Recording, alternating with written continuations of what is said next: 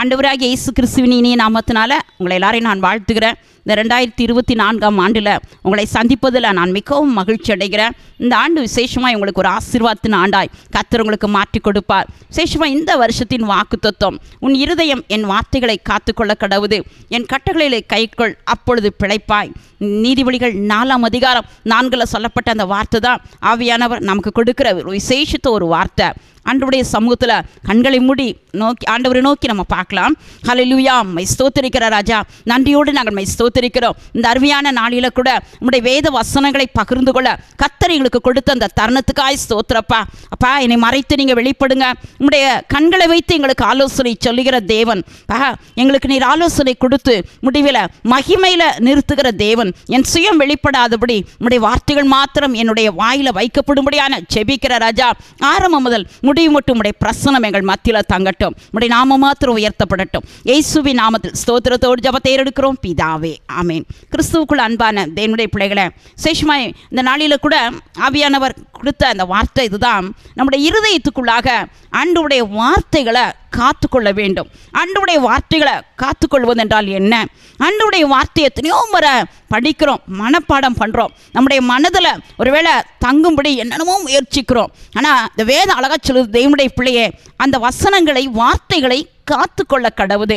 எதத்தை நீங்கள் வாசித்து பார்ப்பீலானால், உம்முடைய வாயின் வார்த்தைகளை எனக்கு வேண்டிய ஆகாரத்தை பார்க்கிலும் நான் காத்துக்கொண்டேன் என்று யோபு 23ஆம் அதிகாரம் 12வது வசனத்தில் அங்கு அவன் சொல்லுகிறதை நாம் வேதத்தில் வாசிக்கிறோம். இன்றைக்கி ஒருவேளை ஆகாரம் ப்ரிப்பேர் பண்ணுறோம், ஆனால் அந்த ஆகாரத்தை நம்ம காத்துக்கொள்ளணும். அந்த நாள் ஃபுல்லாக அன்றைக்கி மன்னா இஸ்ரவேலுக்கு கொடுக்கப்பட்டது. அந்த மன்னாவை அவங்க எப்படி அன்றைக்கி ஃபுல்லாக அவங்க எடுத்து யூஸ் பண்ணாங்க, அதுபோல் ஆண்டவர் நமக்கு கொடுக்குற அந்த ஆகாரத்தை நம்ம காத்துக்கொள்ளணும். இருதயத்தை நம்முடைய வசனங்களினால் நிரப்பி நாம் காத்துக்கொள்ளணும். அப்பொழுதுதான் நம் தேவனுடைய பிள்ளையே நம்முடைய வாழ்க்கை ஒரு ஜெயமுள்ள ஒரு வாழ்க்கையாய் மாறும். இன்றைக்கி வேத வசனங்களை நாம் ஒருவேளை படித்தாலும் இருதயத்துக்குள்ளே பதியாதபடி இன்றைக்கி அநேகருடைய வாழ்க்கையில் பார்த்திங்கன்னா அவங்களுடைய இருதயம் விருத்த சேதனம் பண்ணப்படலை, இருதயத்தின் நுனித்தோல் அங்கு அவங்களுடைய வாழ்க்கையில் நீக்கப்படலை. அதனால தான் வேத வசனம் இருதயத்துக்குள்ளாய் வைக்கப்படாதபடி அநேகருடைய வாழ்க்கையில் மனப்பாடம் செய்கிறோம், எத்தனையோ வசனங்களை பேசுகிறோம், ஆனால் அது நம்முடைய இருதயத்தை நிரப்ப வேண்டும். அதனால தான் சங்கீதம் 37ஆம் அதிகாரம் 31வது வசனம் சொல்கிறது, அவன் தேவன் அருளின வேதம் அவன் இருதயத்துக்குள் இருந்தது, அவன் நடைகள் ஒன்றும் பிசகுவதில்லை. அப்போ வசனம், வேத வசனம் இருதயத்துக்குள்ள இருக்க வேண்டும். வசனங்கள் இருந்தால் தான் நம்முடைய நடைகள் ஒன்றும் பிசகாது என்று நாம் வேதத்தில் வாசிக்கிறோம். ஆண்டவருடைய பிள்ளையே, இன்னும் நீங்கள் பைபிள் எடுத்து நீங்கள் வாசித்தீங்கன்னா இந்த வேதம் அழகாக சொல்லுதுங்க.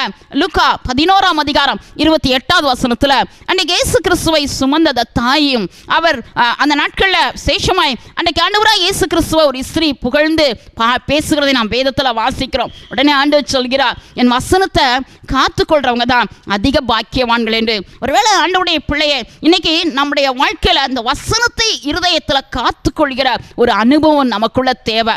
வசனம் இன்னைக்கு பிசாசானவன் என்ன செய்கிறான்? வேதத்தில் லூக்கா 8ஆம் அதிகாரம் 12லிருந்து 15வது வசனம் வரலையும் நீங்கள் வாசித்தீங்கன்னா 4 வகையான நிலங்களை குறித்து நாம் வேதத்தில் வாசிக்கிறோம். ஒரு நிலம் வசனத்தை விதைக்கிறோம், விதைச்ச உடனே பார்த்தீங்கன்னா அவங்க கேட்குறாங்க, ஆனால் அதை உணராது இருக்கும்போது சத்துரு வந்து அந்த வசனத்தை எடுத்து போடுகிறானா. அதுதான் வழி அருகே விதைக்கப்பட்ட நிலம் என்று நாம் வேதத்தில் வாசிக்கிறோம். மற்றொரு நிலம் வேதத்தில் வாசிக்கிறோம், ஆண்டவருடைய வார்த்தைகளை சந்தோஷமாக ஏற்றுக்கொள்கிறாங்க, ஆனால் சோதனை காலங்கள் வரும்பொழுது அவங்களுக்கு வருகிறதான பலவிதமான நெருக்கமான ஒரு காலங்களில் அவங்க என்ன செய்கிறாங்க? வசனத்தை அவங்களுடைய வாழ்க்கையில் அவங்களுடைய இருதயத்திலிருந்து என்ன செய்யப்படுது? பலனற்ற ஒரு நிலைமை. ஏனென்றால் அவங்களுக்குள்ளாய் ஒரு ஆழமான வேறு இல்லை, அதுதான் கற்பறையான ஒரு நிலம் என்று நாம் வேதத்தில் வாசிக்கிறோம். ஆண்டவருடைய பிள்ளையை, இன்னைக்கு நம்முடைய நிலம், நம்முடைய இருதயம் ஒருவேளை நல்ல நிலமாக இருக்குதா?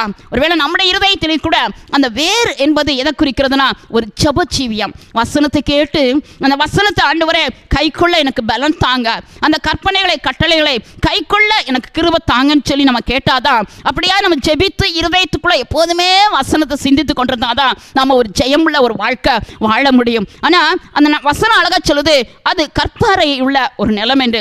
இன்னொரு நிலம் என்னன்னா, அது முள்ளுள்ள இடத்துல விதைக்கப்பட்ட ஒன்று. அது முள் என்பது இந்த உலகத்தின் சிற்றின்பம், உலகத்தில் காணப்படுகிறதான இச்சை, உலகத்தின் கவலை எல்லாம் நெருக்கி போட்டு அதுவும் என்ன செய்யுதான்? பலன் இல்லாமல் போகுதான். அப்படிப்பட்ட ஒரு நிலமா ஒருவேளை நம்முடைய இருதயம் இருக்கவே கூடாது. மற்றொரு நிலம் தான் நல்ல நிலம், அது உண்மையும் நன்மையும் உள்ள நம்முடைய இருதயத்தில் வசனங்களை காத்து கொள்கிறது. அது நூறத்தினியான ஒரு பலனை கொடுக்கிற ஒரு அனுபவம். இன்னைக்கு நம்முடைய இருதயம் ஒருவேளை வசனம் நம்ம கேட்கிறோம், நம்முடைய இருதயம் உண்மையான இருதயமாக இருக்குமானால், ஒரு நன்மையான இருதயமாக இருக்குமானால் வசனங்களை நம்ம காத்துக்கொள்ள முடியும். அந்த அனுபவம் நமக்குள்ள இருக்கிறதா? எல்லா இடங்களிலும் நீங்கள் ஆராய்ந்து பார்ப்பீர்களானால் 4 விதமான ஜனங்களையும் 4 விதமான கூட்டத்தையும் நம்ம பார்க்கவே முடியும்.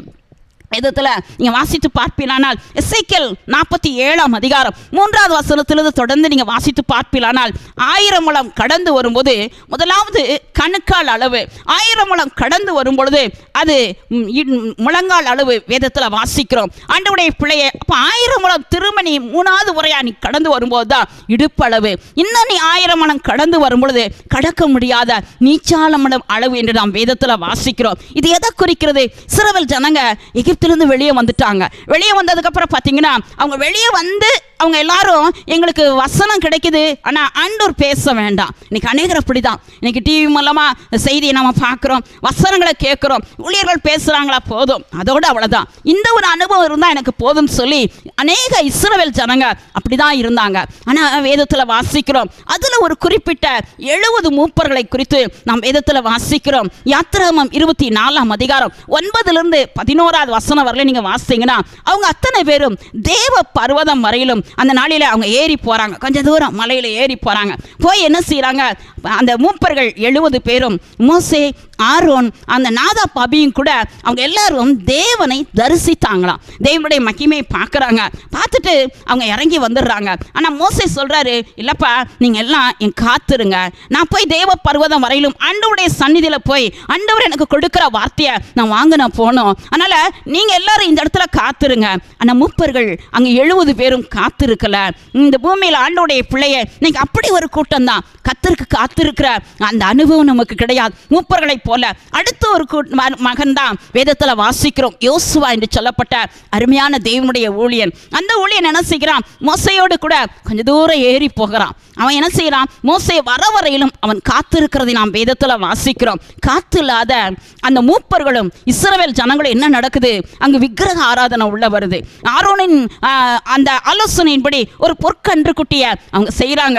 தேவ கோபம் அவர்கள் மேலே பற்றி எரிகிறது. மோசையை ஆண்டவர் அனுப்புகிறார், போப்பா இந்த ஜனங்கள் தங்களை கெடுத்து கொண்டாங்க. அவன் கீழே இறங்கி வரும்போது அந்த இடத்துல பைபிளில் வாசிக்கிறோம், ஆண்டவருக்கு விரோதமாய் பாவம் செய்கிறத அவன் கண்டு வேதனை விடுகிறத நாம் வேதத்தில் வாசிக்கிறோம். ஆண்டவருடைய பிள்ளையை அப்போ 4 கூட்டத்தில் நம்ம யாராக இருக்கிறோம்? மோசையை போல இருக்கிறோமா? ஆண்டவருடைய பாதத்தில் பல நாள் காத்திருக்கிற ஒரு மோசே தேவங்க.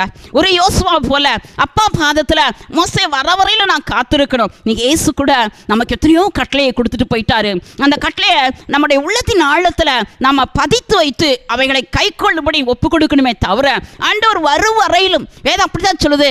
வேதத்தில் நான் உங்களுக்கு கட்டளையிட்ட யாவையும் உபதேசம் பண்ணுங்க, அந்த உலகத்தின் முடிவு பரியந்தம் சதா காலங்களிலும் நான் உங்களோடு கூட இருப்பேன் அப்பா சொல்லி இருக்கிறார். ஆண்டவருடைய பிள்ளை அப்போ கத்தர் எத்தனையோ கட்டளைகளை நமக்கு, கத்தருடைய ஆலோசனைகளை நமக்கு சொல்லிட்டு போயிட்டார். ஆனால் நாம் என்ன செய்கிறோம்? இந்த கட்டளையை என்ன செய்வதில்லை? வாஞ்சிப்பது கிடையாது. வார்த்தைகளை என்ன செய்வது கிடையாது? வாஞ்சிப்பது கிடையாது. வார்த்தைகளை நம்முடைய இருதயத்துக்குள்ளாக காத்துக்கொள்ள முடியவில்லை. அநேக நேரங்களில் இந்த வசனம் இருதயத்திலிருந்து எடுபடுது.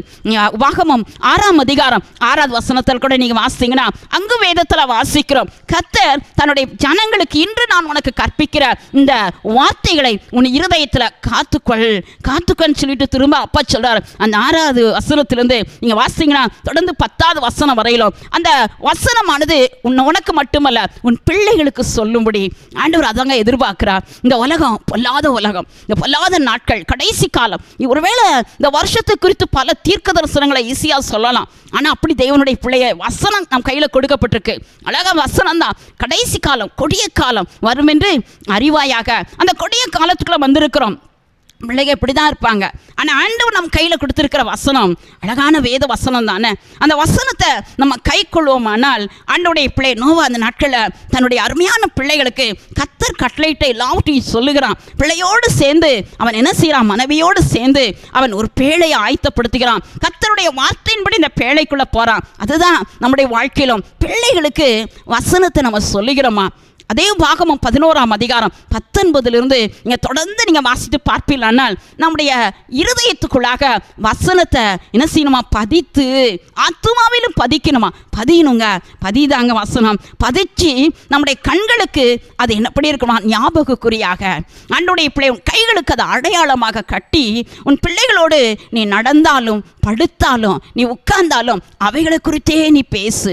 வழியில் போகிறதெல்லாம் நீ உன் பிள்ளைகளுக்கு என் வார்த்தையை குறித்தே நீ பேசு. அப்படி நீ பேசும்போது உன்னிலும் பலத்த ஜனங்களை நீ துரத்துவாய். இன்னைக்கு ஏன் இன்னைக்கு குடும்பங்களில் சந்தோஷம் கிடையாது? ஏன் இன்னைக்கு குடும்பங்களில் ஒரு வெற்றி இல்லாத ஒரு வாழ்க்கை? ஏன் இன்னைக்கு குடும்பங்களில் மகிழ்ச்சி இல்லை? பிள்ளைகள் ஏன் இன்னைக்கு ஒரு வேளை தாறுமாறான ஒரு ஜீவியம் செய்கிறாங்க? காரணம் என்ன தெரியுமாங்க? நம்ம வசனங்களை பிள்ளைகளுக்கு விதைப்பதில் ரொம்ப குறைவாக இருக்கிறோம். அன்னைக்கு மோசைய அந்த அருமையான பார்வோன் குமாரத்தி தண்ணீரிலிருந்து எடுத்தேன் என்று சொல்லி மோசேன் பேரிட்டான். பேரிட்டு என்ன சொல்றா? இந்த பிள்ளை எனக்காக வளர்த்துடு. ஒருவேளை ஆண்டவர் இன்னைக்கு கூட நம்முடைய வாழ்க்கையில் அப்படிதான் கர்த்தர் நம்முடைய பிள்ளைகளை நமக்கென்று வளர்க்க, தனக்கென்று வளர்க்கத்தான் நம்ம கையில் இயேசுப்பா கர்த்தர் கொடுத்திருக்கிறார். ஆனால் வசனங்களை இன்னைக்காவது நம்ம சொல்கிறோமா? சங்கீதம் 78 அதிகாரத்திலையும் கூட நீங்கள் படிங்க. அங்கும் கூட 4-5 வசனங்கள் எல்லாம் பிள்ளைகளுக்கு வசனங்களை நீங்கள் சொல்லுங்க. சங்கீதம் 71:18 வாசிக்கிறோம், வரப்போற சந்ததிக்கு உமது பராக்கிரமத்தை அறிவிக்கிற வரையிலும். ஆதியாகமம் 18ஆம் அதிகாரம் 19 கூட நீங்க படிச்சு பாருங்க. ஆபிரகாம் தனக்கு பிறக்க போகிற அந்த பிள்ளைகளுக்கு தன் வீட்டாருக்கும் நீதி நியாயத்தை குறித்து தான் பிரசங்கிப்பான், சொல்லுவான். ஆண்டவர் எதிர்பார்க்கிறது அதுதாங்க. நாம இன்னைக்கு வீட்டில் எப்போ பார்த்தாலும் டிவி, இந்த உலக காரியம்தான். பிள்ளைங்க என்ன படிக்கணும், பிள்ளைகளை குறித்து ரொம்ப என்னென்னமோ நம்ம பிளான் பண்றோம், நம்ம பேசுறோம் பிள்ளைகளிடத்துல, மற்றவங்களை குறித்து விதைக்கிறோம். மாம்சத்துக்கென்று விதைக்கிறவன் மாம்சத்தினால அழிவதாங்க அடுப்பான். ஆனால் ஆவிக்கென்று விதைக்கிறவன் அவனுடைய வாழ்க்கையில் ஆவியினால நித்திய ஜீவனை பெற்றுக்கொள்வானா? இன்னைக்கு யோசிங்க, இன்னைக்கு நம்முடைய வாழ்க்கையில கர்த்தருடைய வார்த்தை நமக்குள்ள இருந்தாதான் நம்முடைய இருதயம் என்ன செய்யும்? அந்த வார்த்தையினால நிரம்பி இருதயத்தின் நிறைவினால வாய் பேசுமா? இன்னைக்கு ஏன் குடும்பங்களில் ஜபம் கிடையாது? ஃபேமிலி பிரேயர்ல ஏன் இன்னைக்கு குடும்பங்களில் ஒருமனப்பாடு கிடையாது? கணவன் மனைவிக்குள்ள பிளவு, பிள்ளைகளுக்குள்ள எத்தனையோ நாள் பேசி எத்தனையோ நாள், சில குடும்பங்களை விசாரித்தா அப்பாட்ட பேசி எத்தனையோ நாள், அம்மாட்ட பேசி எத்தனையோ நாள். காரணம் என்னன்னா அந்த தாய்மார்களுக்குள்ள அல்லது தகப்பன்மாருக்குள்ள வசனம் இல்லைங்க. ஏசாயா 38 அதிகாரம் 18 வாசித்தீங்கன்னா தகப்பன் தன் பிள்ளைக்கு சத்தியத்தை அறிவிப்பான். இன்னைக்கு அறிவிக்கக்கூடிய தகப்பன்மார்கள் இல்லையே. ஆண்டவர் அதுதான் இந்த நாட்களில் துக்கப்படுகிறார். அப்போ முதலாவது காரியம், உன்னுடைய இருதயம் அவருடைய வார்த்தைகளை காத்துக்கொள்ள வேண்டும். காத்துக்கொள்கிற ஒரு அனுபவம் நமக்குள்ள இருக்கிறதா? நம்ம எப்படி இருக்கிறோம்? ஒருவேளை இந்த உலகத்தில் அந்த நாளில் இஸ்ரவேல் ஜனங்க வேறு பிரிக்கப்பட்ட ஜனங்கள் தான். அந்த நாளில் இருந்த அந்த இஸ்ரவேல் ஜனங்க, எலியா எலிசா காலத்தில் இருந்த ஜனங்க ஒருவேளை ஆண்டவருடைய கட்டளைகளை கை கொள்ளாம அங்க எல்லா விக்கிரகங்களும் உள்ள வந்துருச்சு. ஆண்டவருக்கு பிரியமில்லாத அருவருப்புகள் எல்லாம் உள்ள வந்துருச்சு. நல்லா யோசிங்க, ஆண்டவருடைய பிள்ளைய அவங்க கர்த்தரை முழு இருதயத்தோடு சேவிக்க முடியல. பஞ்ச காலங்கள் 50 தீர்க்கதரிசிகள் எலிசா காலத்தில் இருக்கிறாங்க. ஒருவேளை அந்த கூட்டத்தில் ஒருவேளை நீ இருக்கலாம். ஆனா அதை விட ஒரு மேன்மையான ஆசீர்வாதம் எலியா அவனுக்குள்ள இருந்ததான அபிஷேகம் எலிசா மேல ரெட்டிப்பா ஊற்றப்பட்டுச்சு. இந்த 4 அனுபவத்துல நம்ம யாரா இருக்கிறோம்? யாரை போல நம்ம வாழ்க்கிறோம்? யோசித்து பாருங்க. நமக்குள்ளாய் ரெட்டிப்பான அபிஷேகத்தை பெற்று மரித்தும் கூட அந்த மனிதனை உயிர்ப்பித்ததான அந்த வல்லமை நம்ம எலும்புகளுக்குள்ள இருக்கிறதா? எரேமியாவுடைய எலும்புகளுக்குள்ளாய் வசனம் அடைக்கப்பட்டிருந்ததா? இன்னைக்கு எலும்புகளுக்குள்ளாய் வசனம் இருக்கிறதா? வசனத்தை உன் வாழ்க்கையில வாசிக்கிறதுல குறைவுள்ளவளா இருக்கிற வேதத்துல எஸ்ரா புஸ்தகம் 7ஆம் அதிகாரம் 10-11 வசனங்களை எடுத்து நீங்க வாசித்து பாருங்க. கர்த்தருடைய வேத வசனங்களை, கற்பனைகளையும் கர்த்தருடைய அந்த அருமையான வேத வசனங்களை, இஸ்ரவேலுக்கு கொடுத்த கட்டளைகளையும் அவன் படித்து தேறின எஸ்ரா என்று நாம் வேதத்தில் வாசிக்கிறோம் 11ஆவது வசனத்தில். அதே போல 10ஆவது வசனத்தில் முதலாவது படித்து தேறினா 10ஆவது வசனம் சொல்கிறது, வேத வசனங்களை, கர்த்தருடைய அந்த வேத வசனங்களை ஆராய்ந்து பார்க்கிறவனாக இருந்தானா. கற்பனைகளை ஆராய்ந்து பார்க்கிறவனாக, அந்த நீதி நியாயங்கள் எல்லாம் ஜனங்களுக்கு சொல்லுகிறவனாக, உபதேசிக்கிறவனாக இருந்தானா. தன் இருதயத்தை பக்குவப்படுத்தி இருந்தானா. இருதய பக்குவம் இருக்குதா? இருதயத்தில் எத்தனையோ காரியத்தை குறித்து கவலைப்படுகிறோம், நம்ம வேதனைப்படுகிறோம், சோர்ந்து போறோம். நிறைய தோல்வி சந்திப்பதற்கு ஒரே காரணம் வசனம் இல்லை. இன்னைக்கு வேத வசனம் இல்லை. ஈஸியா பிசாசானவன் நிறைய காரியங்களை நம்ம உள்ளத்துல கொண்டு வந்து விதைச்சிட்டு ஆண்டவருடைய வசனத்தை எடுத்துட்டு போயிடறான். கர்த்தருடைய பிள்ளை வசனம் அவனுக்கு தெரியும். ஆண்டவருடைய அந்த அருமையான பூமியை ஆண்டவர் உருவாக்கும் போது அந்த ஏதேன் தோட்டத்தில் அருமையான ஆதாம் ஏவாள் இடத்துல ஒரே ஒரு கட்டளை தான் கர்த்தர் கொடுத்தா அந்த கட்டளையை அவங்க காத்து கொள்ளல. அந்த கிருபை அவங்கள விட்டு போச்சு, ஜப ஆவி அவங்கள விட்டு போச்சு, கர்த்தர் அவரை விட்டு போயிட்டார். அவங்களுக்குள்ள இருந்ததான மகிமை போயிடுச்சு, அவங்களுக்குள்ள இருந்த தேவ சாயல் போயிடுச்சு. ஆண்டவருடைய பிள்ளைய இன்னைக்கு கூட ஒரு கற்பனைகளை, ஒரு வார்த்தைகளை கூட நம்ம ஒருவேளை இந்த பூமியில ஒருவேளை அலட்சியப்படுத்திடக்கூடாது. கற்பனைகளை நாம ஒருவேளை கை கொள்ளாம எவ்வளவு பிரசங்கம் பண்ணினாலும், எவ்வளவு ஒருவேளை ஆண்டவருக்கு என்று ஓடினாலும் பரலோகத்துக்குள்ள நுழைய முடியாதுங்க. பரலோகத்துல ஒருவேளை நீ ஒருவேளை வசனத்தை கை கொள்ளாம பிரசங்கித்தா ஒரு சின்னவன் தான் ஆண்டவர் சொல்றார். ஆனா வசனத்தை நீ கை கொண்டா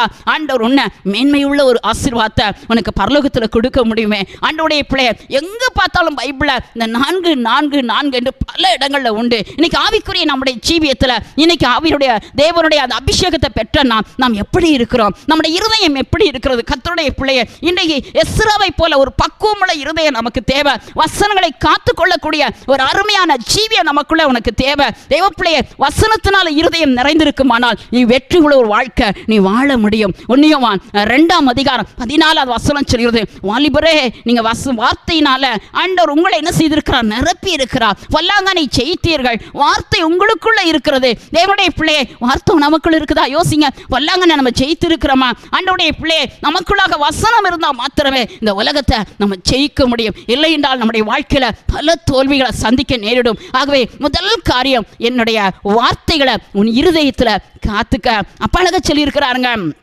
வேதத்தை நீங்கள் எடுத்து நீங்கள் வாசிங்கன்னா எபிரேயர் 8ஆம் அதிகாரத்தில் 12-10-12 வசனங்களெல்லாம் நீங்கள் வாசிங்க.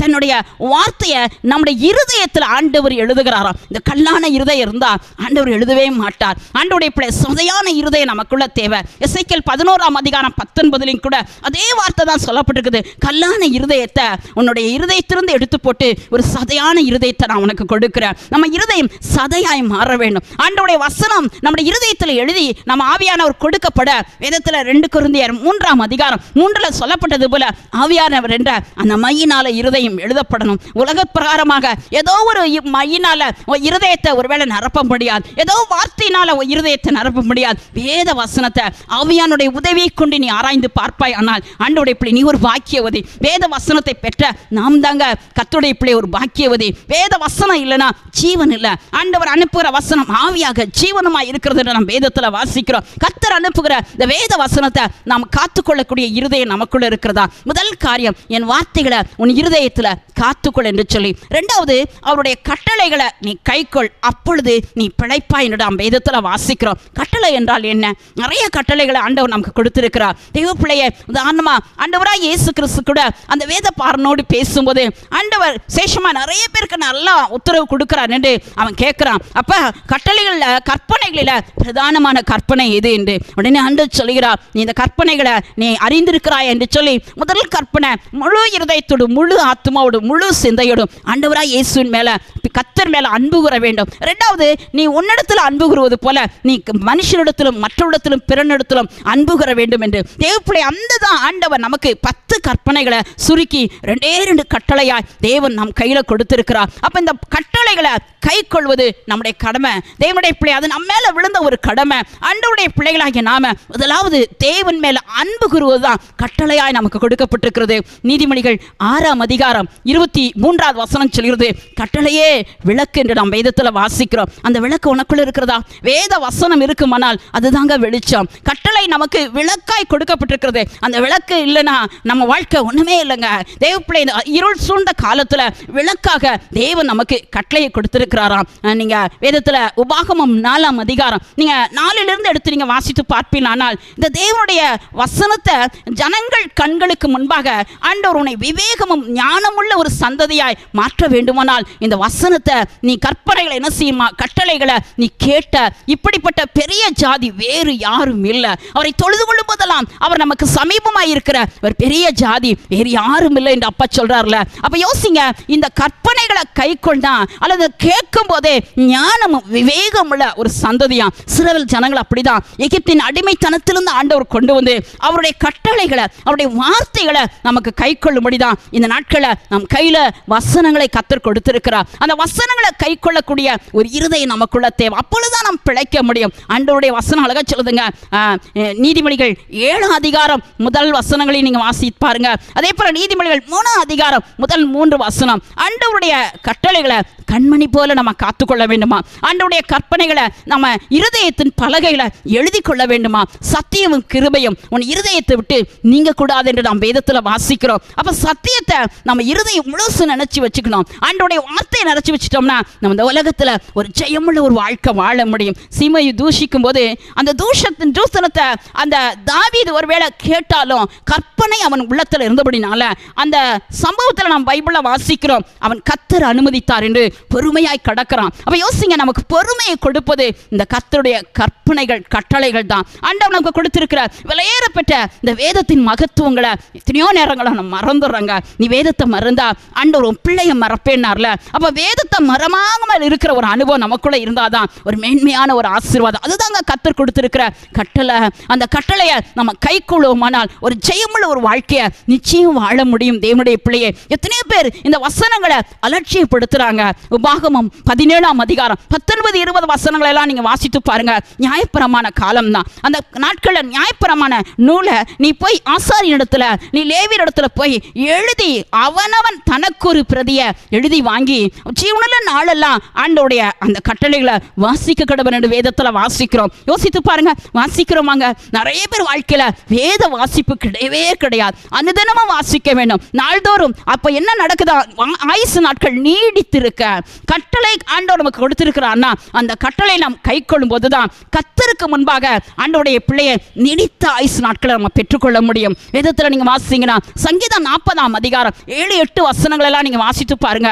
நியாயப்பிரமாணம் என் உள்ளத்துக்குள்ள இருக்கிறது, உமக்கு பிரியமானவளை செய்ய இதோ நான் வருகிறேன் என்று ஆண்டவருடைய பிள்ளையை இயேசுவை குறித்து சொல்லப்பட்ட தீர்க்க தரிசனம். நியாயப்பிரமாணத்தினால இயேசு இந்த பூமியில தன் இருதயத்தை நிரப்பி தான் இந்த பூமிக்கு வந்தார். பிதாவுடைய சித்தம் செய்வதற்கு தான் இந்த பூமிக்கு தேவன் வந்தார். அப்ப இன்னைக்கு நம்ம வாழ்க்கையில பிதாவுடைய சித்தம் செய்யணும்னா இந்த பைபிள் தாங்க. இந்த வேத வசனம் தவிர வேறு ஒரு தீர்க்க தரிசனம் கிடையாது. அவர் கட்டளையை நம்ம கை கொள்ளும் போதுதான் ஆண்டவருடைய பிள்ளையை நம்ம பிழைக்க முடியும். நீடித்த ஆயுசு நாட்கள் நமக்குள்ளாய் காணப்படும். இந்த தேசத்துல நீ நன்றாய் இருப்பதற்கு, நீடித்த ஆயுசு நாட்களோடு இருப்பதற்கு இந்த வசனங்கள் எல்லாம் கைக்குள் என்று சொல்லி ஆண்டவர் உபாகமம் 4 அதிகாரத்தில் எவ்வளவு அழகா எழுதி வைத்திருக்கிறார். லேவியராகமம் 19 அதிகாரம் கடைசி 3 வசனங்களை எடுத்து நீங்க வாசித்து பாருங்க. நம்ம வாழ்க்கையில நியாய விசாரணையிலும் ஆண்டவருடைய பிள்ளையை உன் வீட்டுக்குள்ள இருக்கிற படி, இன்னும் அளவில், எல்லாவற்றிலும் திராசிலும் நீ எப்படி இருக்கிற? சுமுத்திரையான அந்த நிறைக்கல் உனக்குள் இருக்கிறதா? சுமுத்திரையான படி உனக்குள் இருக்கிறதா? ஆண்டவருடைய பிள்ளையை சுமுத்திரையான ஆண்டவர் விரும்புகிற அந்த பரிசுத்தமான நேர்மையான ஒரு வாழ்க்கை உனக்குள்ள இருக்குமானால் மாத்திரமே, ஆண்டவருடைய பிள்ளையை திராசு இருக்குமானால் மாத்திரமே ஆண்டவருடைய பிள்ளையை கர்த்தருக்கு முன்பாக அவருடைய கட்டளையை கை கொள்கிற ஒரு ஜனம், பரிசுத்த ஜனம் என்று நாம் பேர் பெற முடியும். நம்ம இஷ்டத்துக்கு வாழ்வது வாழ்க்கை அல்ல கிடையாது. தேவனுடைய பிள்ளையை நம்ம ஆண்டவருடைய கற்பனைகளினால, கர்த்தருடைய கட்டளையினால நம்ம இருதயம் நிறைய வேண்டும். தேவனுடைய பிள்ளையை கர்த்தருடைய வசனம் மிக அழகா சொல்கிறது. 1 யோவான் 3 அதிகாரம் 20 வசனத்தை எடுத்து நீங்க வாசித்து பாருங்க. அவருடைய கற்பனைகளை நாம் கை கொள்ளும் போது அவருக்கு முன்பாய் பிரியமானவர்களை செய்கிறபடினால நாம் கேட்டுக்கொள்வது எதுவோ அதெல்லாம் நம்ம பெற்றுக்கொள்கிறோமா? அப்ப யோசிங்க, ஆண்டவர் கொடுத்திருக்கிற கற்பனைகள், இந்த கட்டளையை நாம் கைக்குள்ள ஆரம்பிச்சிட்டோம்னா ஆண்டவருக்கு முன்பாக நின்று அவருக்கு பிரியமான பிள்ளையா இருக்கிறோமா? இன்னைக்கு யாருக்கு பிரியமா இருக்கிறோம்? மனுஷனுக்கு பின்னாடி ஒருவேளை நம்ம பிரியமா இருக்கிறோமா? அல்லது கர்த்தருக்கு முன்பாக நம்ம உண்மை உள்ளவர்களா இருக்கிறோமா? நம்முடைய ஆவிக்குரிய ஜீவியம் இன்னைக்கு எத்தனை முறை இன்னும் 2 மனதோடு குண்டி நடக்கிறோம். மனுஷனை திருப்திப்படுத்துறோம். அவங்க என்ன சொன்னாங்க, இவங்க என்ன சொன்னாங்க, இதுதான் நம்ம ஆராயிரம். அப்பா எழுதி கொடுத்திருக்கிற இந்த வேத வசனத்தை ஆராய்கிற இருதயம் நமக்குள்ள இருக்கிறதா? வேதத்தை நேசிக்கிறவர்களுக்கு தான் மிகுந்த சமாதானம் உண்டு. ஆண்டவருடைய பிள்ளை அந்த சமாதானத்தை பெற்றுக்கொள்ளும்படிதான் கர்த்தர் நம் கையில வேத வார்த்தைகளை எழுதி கொடுத்திருக்கிறார். கர்த்தர் இந்த ஆண்டு கொடுத்த ஒரே ஒரு வார்த்தை அதுதான், உன்னுடைய இருதயம் வசனத்தினால நிறையணும். 2வது, அவருடைய கற்பனைகளை நீ கை கொண்டா நீ பிழைக்க முடியும். எங்கு பார்த்தாலும் இந்த பூமியில பாதி நாட்கள்ல எத்தனையோ பேர் கடந்து போகிறாங்க,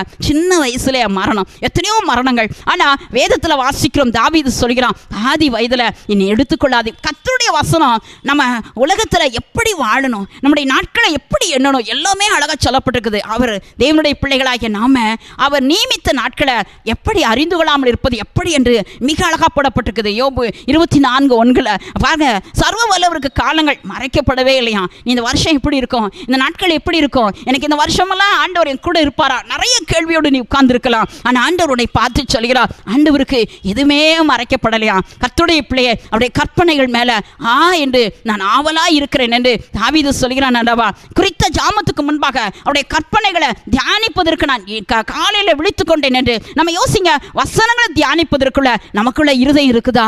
தெய்வ பிள்ளையே, வசனங்கள் மேல ஆவல் இருக்கிறதா? அந்த வசனத்துக்கு என்று வாய்களை திறந்து இருக்கிறோமா? எத்தனை நமக்குள்ள நிர்விசாரம். இன்றைக்கு ஆண்டவர் கரத்துல நம்மை அர்ப்பணிக்க போறோம். கர்த்தர் விரும்புகிற ஒரு பரிசுத்தம் நமக்குள்ள தேவை. கர்த்தர் விரும்புகிறதான உத்தம இருதயம் நமக்குள்ள தேவை. கர்த்தர் நம்மிடத்துல எத்தனையோ கற்பனைகளை கர்த்தர் கொடுத்திருக்கிறார். 1 தீமோத்தேயுவின் புத்தகம் 1 அதிகாரம் 18வது வசனத்தை கூட நீங்க வாசித்து பார்ப்பீங்களானால், அன்றைக்கு தீமோத்தேயு குறித்து சொல்லப்பட்ட ஒரு தீர்க்க தரிசனத்தை முன்னிட்டு நல்ல போராட்டம் போராடி என்று ஒரு கட்டளையை ஒப்புவிக்கிறத நாம் வேதத்தில் வாசிக்கிறோம். உங்களை குறித்து எத்தனை தீர்க்க தரிசனங்களை கர்த்தர் கொடுத்திருக்கிறார். எவ்வளவு அருமையான வசனங்கள் மூலமா ஆண்டவர் உன்னோட டெய்லி பேசுகிறார். ஆனா இதை குறித்து என்னைக்காயிரும் நல்ல போராட்டம் போராடுகிறோமா? அது நமக்கு கட்டளையாய் ஆண்டவர் கொடுத்திருக்கிறார். ஒரு மேன்மையான ஒன்று.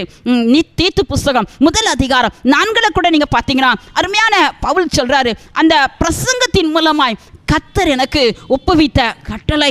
ஆண்டவருடைய பிள்ளை கட்டளையை ஆண்டவர் பிரசங்கத்தின் மூலமாய், எத்தனையோ பிரசங்கத்தின் மூலமா நீ என்ன செய்யணும், எப்படி நடக்கணும், எவ்வளவா நம் கையில் ஒப்பு கொடுத்திருக்கிறார். ஆனால் ஒப்புவிக்கப்பட்ட அந்த கட்டளையை நம் கை கொள்வதற்கு ஒப்பு கொடுத்திருக்கிறோமா? அன்னைக்கு நாகமான் சுகமான உடனே எலிசா தீர்க்கதரிசியிடத்தில் கேட்கிறான், அப்பா இந்த இடத்துல இருக்கிறதான 2 பொதி மண்ணை எடுத்துக்கொள்ள எனக்கு கட்டளை கொடும் கேட்கிறான். அந்த தீர்க்கதரிசி சொல்கிறார், தாராளமாக எடுத்துட்டு போப்பா. 2 பொதி மண்ணை எடுத்துட்டு போறான். அதுதான் இந்த வேத வசனம். புதிய ஏற்பாடு பழைய ஏற்பாடு கர்த்தர் கையில கொடுத்திருக்கிற இந்த வசனங்களை நீ கை கொள்ள ஆரம்பிச்சிட்டா, இதுதாங்க கட்டளை. இந்த கட்டளையை நீ கை கொள்ள ஆரம்பிச்சிட்டா உங்க வாழ்க்கையில நீ பிழைக்க முடியும். இந்த ஆண்டு முழுவதும் ஆண்டவர் உனக்கு ஒரு ஆசீர்வாதத்தின் ஆண்டாய் மாற்றி கொடுக்க முடியும். நீ ஆண்டவருக்காய் வெற்றி நட நீ போட முடியும். உன் குடும்பத்தில் இருக்கிற சாப கட்டுகள் நிச்சயம் மாறும். காரணம் இல்லாமல் விட்ட சாபங்கள் ஒரு நாளும் தங்காது. பிள்ளையாம் இஸ்ரவேல் ஜனங்களை சபிப்பதற்காக அந்த ராஜாவுடைய ஆலோசனையின்படி அங்க வரான். ஆனா ஆண்டவர் சொல்லிட்டார், நான் ஆசீர்வாத ஜனம் என் பிள்ளைய சபிக்க கூடாது. பல இடங்கள்ல போய் நின்று சபிக்க தான் நினைக்கிறான். ஆனா ஆண்டவர் இடம் கொடுக்கவே இல்லை. அதுபோல நீ தேவனால் ஆசீர்வதிக்கப்பட்ட பிள்ளையா இருக்க அப்படினால யார் என்ன கட்டளையோடு உன் பக்கத்துல நின்று சபிக்க வந்தாலும், உனக்கு குரோதமா என்ன திட்டம் போட்டாலும் அது ஒரு நாளும் பலிக்காது. அவருடைய ஊழியக்காரர்களுக்கு குரோதமாய் உருவாக்கப்படுகிற எந்த ஆயுதமும் ஒரு நாளும் வாய்க்காது என்று அப்பா சொல்லியிருக்கிறார் அல்லவா. இன்னைக்கு அப்பா கையில் ஒப்பு கொடுக்க போறோம். இயேசுவை நோக்கி நம்ம பார்க்க போறோம். கண்களை மூடுவோம். அப்பா பாதத்துல, அப்பா இந்த ஆண்டை எனக்கு ஆசீர்வதித்து கொடுங்க. இந்த ஆண்டு ஒரு ஆசீர்வாதத்தின் ஆண்டா எனக்கு மாற்றி கொடுங்க. அப்பா உங்களுடைய வார்த்தை என் இருதயத்துக்குள்ள நிறையட்டும். அப்பாவை நோக்கி நம்ம கேட்க போறோம். கண்களை மூடுவோமா, இயேசு நோக்கி பார்க்கலாம். உமது வேத வசனங்களை காத்துக்கொள்ளக்கூடிய உண்மையும் ஆண்டவரே நன்மையுமான இருதயத்தை நீர் எங்களுக்கு இப்பொழுது நீர் தரும்படியாக நாங்கள் செபிக்கிறோம். எத்தனையோ நேரங்களில் தகப்பனே எங்களுடைய இருதயத்தில் பல கவலைகள், லௌகீக கவலைகள், அது மரணத்தை கொண்டு வருமே. வா, லௌகீக கவலை வேண்டாம் ராஜா. ஆவிக்குரிய காரியத்தில் எங்களுக்குள்ளாய் ஒரு பாரத்தை எங்களுக்கு தாங்கப்பா. ஒரு கவலை எங்களுக்கு நீங்க தாங்க ராஜா. உங்களுடைய வேத வசனம் அழகாய் சொல்கிறது போல மார்த்தாள் வேலை அல்ல ஆண்டவரே, மரியாதை போல தகப்பனே எங்களை விட்டு எடுபடாத ஒரு நல்ல பங்கு தான் உமது வசனத்தை கேட்கிற ஒரு அனுபவம். அந்த அனுபவத்தை எங்களுக்கு நீ கற்றுத் தருவீராக. எஸ்ரா இருதயம் உமக்கு முன்பாய் ஆண்டவரே உத்தமமான இருதயமாய் இருந்தது அல்லவா. அப்பா தகப்பனே உமது வேத வசனங்களை கத்தாவே தகப்பனே காத்துக்கொள்கிற இருதயம், பக்குவப்படுத்தப்பட்ட இருதயம், வாசித்து ஆராய்ந்து பார்த்த இருதயம், பா மற்றவங்களுக்கு சொல்லப்பட்ட ஆண்டவரே வசனங்களை போதிக்கக்கூடிய இருதயம், அப்படி ஒரு இருதயத்தை எங்களுக்கு கத்தனி கட்டிடும்படியா நாங்கள் செபிக்கிற ராஜா. நன்றி தகப்பனே. அப்பா ஆசாரியனுடைய குமாரர்கள் தான் அப்பா ஒப்பினி பினக்காஸ் 2 பேரும் வசனத்தை அறியாதவர்களாக ஆண்டவரே வேத வசனங்களை குறித்து அறிவில்லாதவர்களாக ஆண்டவரே தங்கள் இஷ்ட வாழ்க்கையை வாழ்த்துகிறார்கள் அல்லவா. ஆண்டவரே தகப்பனே அப்படிப்பட்ட கத்தாவே பேலி ஆட்களை போல எங்கள் பிள்ளைகள் வராதபடி எங்களுடைய குடும்பங்களில் ஒரு குட்டி சாமுவேல் கத்தாவை எழுப்பும்படியா நாங்கள் செபிக்கிற ராஜா. உண்மையுள்ள ராஜாவாகிய அப்பா உத்தமமாய் உமக்கு முன்பாய் நடந்த ராஜாவாகிய எசேக்கியா ராஜாவை போல எங்கள் இருதயம் உமக்கு முன்பாய் உண்மையாய் இருக்கட்டும். தாவீது ஆண்டவரே கர்த்தருடைய இருதயத்துக்கு ஏற்றவனாய் இருந்தான் அல்லவா? எங்கள் இருதயம் ஆண்டவரே உமக்கு ஏற்ற இருதயமாய், உம்முடைய இருதயத்தை சந்தோஷப்படுத்தக்கூடிய இருதயமாய், உமது வேத வசனங்களை கை கொள்ளக்கூடிய இருதயமாய் எங்கள் இருதயத்தை கர்த்தர் மாற்றுவீராக, மாற்றுவீராக. வேத வசனங்கள் மூலமாய் எங்களுடைய வாழ்க்கை நிரப்பப்படும்படியாக நாங்கள் ஜெபிக்கிறோம். உமது கற்பனைகள் மேல என்று வாஞ்சையோடு கர்த்தாவே காத்திருக்கிற ஒரு அனுபவத்தை எங்களுக்கு நீ தருவீராக. அப்பாமை ஸ்தோத்திரிக்கிறோம். உம்முடைய கற்பனைகளை கை கொள்ளும் போது அதனால் உண்டாகிற தேவ அன்பு எங்களுடைய உள்ளங்களை நிரப்பும்படியாக நாங்கள் ஜெபிக்கிறோம். அப்பா உமக்கு நன்றி ராஜா. அருமையான கர்த்தாவே, யோவான்ல 2 யோவான்ல வாசிக்கிறது போல வேத வசனத்தை ஆண்டவரை கை கொண்ட அந்த ஜனங்களை பார்த்து மிகவும் சந்தோஷப்பட்டான் அல்லவா? அப்படிப்பட்ட ஒரு சந்தோஷம் எங்கள் வாழ்க்கையில நிரம்பி வழியும்படியாக நாங்கள் ஜெபிக்கிறோம். இந்த உலகத்தின் சந்தோஷம் அநித்தியமான சந்தோஷம் வேண்டாம்ப்பா. அப்பா மோசேயை போல உம்மை கர்த்தாவை பின்பற்றுகிற ஜனங்களோடு அப்பா பாடுகளை அனுபவிக்கும் போது அதனால் உண்டாகிற ஒரு சந்தோஷம் எங்கள் உள்ளத்தை நிரப்பட்டும். பரிசுத்த ஆவியினால் உண்டாகிற அந்த சந்தோஷம் எங்கள் உள்ளங்களை நிரப்பும்படியாக நாங்கள் ஜெபிக்கிறோம். சொல்ல முடியாத சந்தோஷம் என்று 1 பேதுரு 1:8 சொல்லப்பட்ட அந்த சந்தோஷம் எங்கள் உள்ளத்தை நிரப்பும்படியாக நாங்கள் ஜெபிக்கிறோம். இந்த ஆண்டுல ஆண்டவரே தகப்பனே, எத்தனையோ குடும்பங்கள் மத்தியில் இருக்கிற அப்பா, குடும்பங்களுக்குள் இருக்கிற எஸ்அப்பா தகப்பனே, சண்டைகள், பிரச்சனைகள், குழப்பங்கள் இயேசுவின் நாமத்தினால மாறும்படியாக நாங்கள் ஜெபிக்கிறோம். எங்கு பார்த்தாலும் காணப்படுகிற அழிவு நாசங்களுக்கு எங்க பிள்ளைகளை நீர் தப்புவிப்பீராக. தப்புவிக்கக்கூடிய ஒரு வழியை எங்களுக்கு நீர் காண்பித்திருக்கிறீர் அல்லவா? சோதனை காலத்துக்கு தப்புவிக்கும்படி பொறுமையை குறித்து சொல்லப்பட்ட வசனங்களை காத்துக் கொள்கிற இருதயத்தை எங்களுக்கு நீர் தரும்படியாக நாங்கள் ஜெபிக்கிறோம். வசனத்தை கேட்கிறவர்கள் பாக்கியவான்கள், வசனத்தை வாசிக்கிறவர்கள் பாக்கியவான்கள், அதை கை கொள்கிறவர்கள் பாக்கியவான்கள் அல்லவா? அப்படிப்பட்ட ஒரு நல்ல உத்தம இருதயம் எங்களுக்கு வைக்கப்படும்படியாக நாங்கள் ஜெபிக்கிறோம் ராஜா. எங்க வாழ்க்கை கடைசி வரையிலும் ஆண்டவரே உமக்கு முன்பாய் நின்று உத்தம உமது வசனங்களை தியானிக்கக்கூடிய இருதயத்தை எங்களுக்கு நீ தருவீராக, தருவீராக.